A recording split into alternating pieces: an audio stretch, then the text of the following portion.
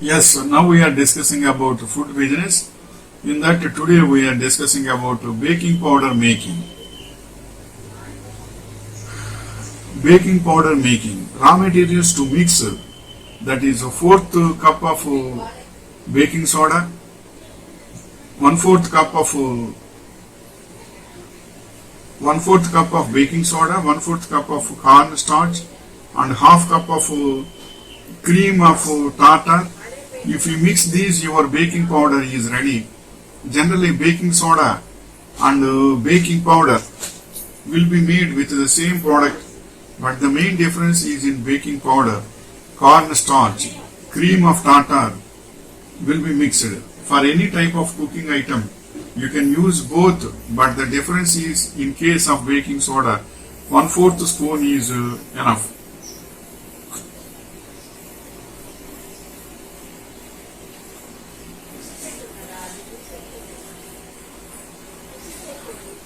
And next point is use in cooking recipes. In case of baking powder, 1 tablespoon is enough, but is the difference we would observe.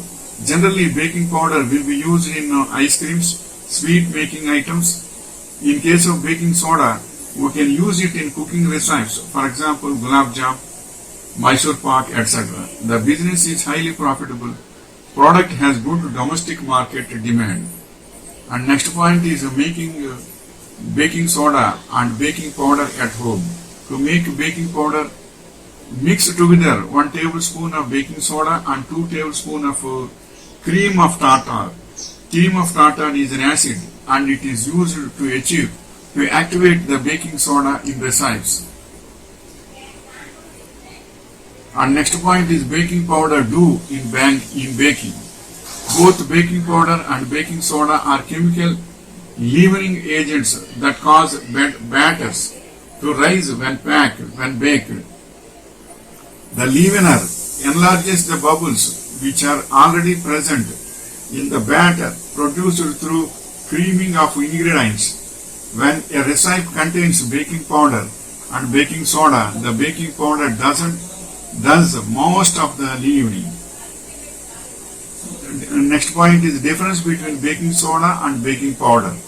Both baking soda and baking powder are leavening agents, which means they are added to bake goods before cooking to produce carbon dioxide and cause them to rise.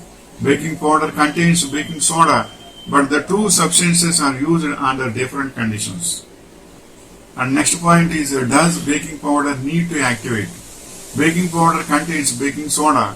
When liquid is added to baking recipe, these two ingredients react to form bubbles of carbon dioxide gas. And next point is what does baking powder contain? Baking powder is a solid mixture that is used as a chemical leavening agent in baked goods. It can be composed of a number of materials, but usually contains baking soda, the cream of tartar, and corn starch. Corn starch means a base, an acid, and a filler respectively.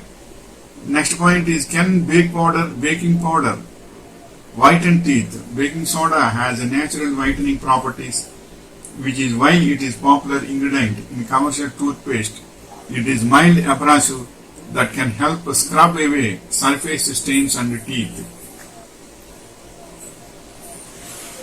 Next point is what makes a cake fluffy? The culprits for dry cake are ingredients that absorb moisture, such as flour or other starches, cocoa, or any milk solids. A second and equally damaging culprit is overbaking. Solution: ensure that you are measuring your flour properly. Spoon the flour into the measuring cup and level off evenly. And next point is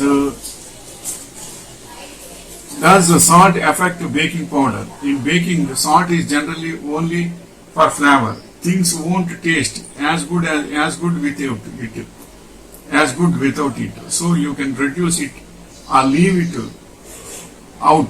If you want, just be aware that you may sacrifice some flour. This should not have anything to do with the baking powder. Baked goods that don't use baking powder usually contain salt as well.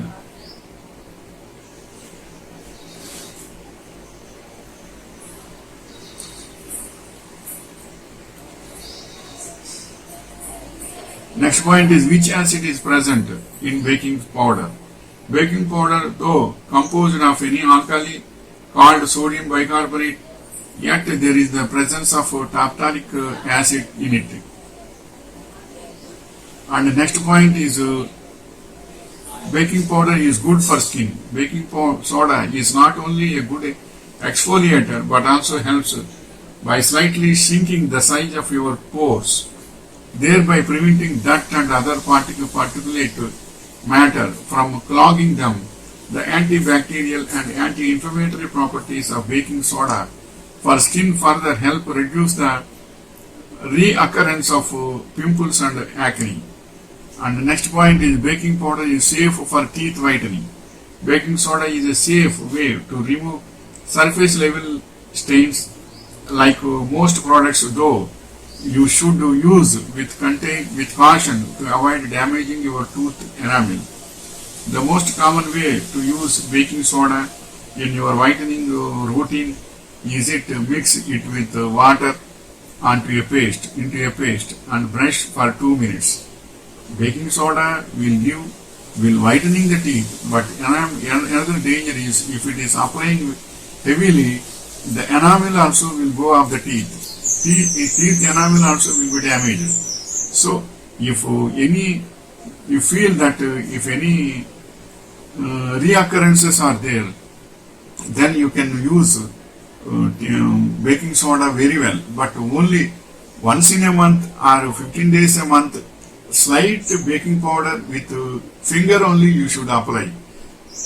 Not finger also will be damaged. I will say that with the use brush and press on baking powder and apply it. But it should not be so deep on applying on external side only. If you do likewise, it is safe to you. But it is better to give the gap of 15 days even for every month. Then it is good.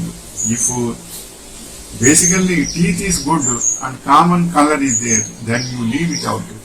Don't disturb the enamel of the teeth. So, but any damages or any other things are there. If heavy bad smell is coming, means something bad is there in the teeth, then you can use baking soda. Otherwise it is better not to use baking powder. So, but it is having so much of benefits are there, especially in cooking items and sweets and gulab jam. Baking soda will be heavily used and it will be useful to all, and it is also profitable. Wishing you all the best.